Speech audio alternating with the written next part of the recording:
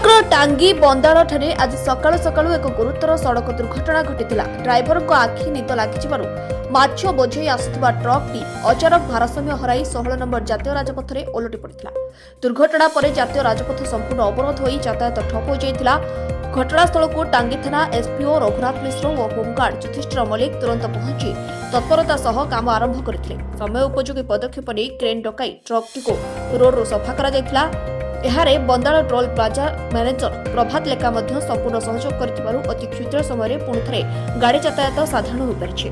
स्थानीय लोकों कहवा अनुसार पुलिस और टोल प्लाजा कर्मचारी तुरंत तत्कालिक कार्य एक बड़ टांगी बंदाळ गाड़ीटा कोठारू कुआडू जाउथिला गाड़ीटा आंध्र प्रदेश जाउथला कलिकता जीवा समय गाड़ीटा आखे निद लग जाइए ड्राइवर को इम्बालांस होकर डिवाइडर पिटिला पिटिक उल्टी गला गाड़ी लेफ्ट टर्न हो उल्टी। ये गाड़ी जाम आपण हटाउछन हाँ जाम हटे पड़ो ना ट्राफिक बहुत बर्तमान क्लीयर हो क्रेन लगे टाणी देले 2टा लेन।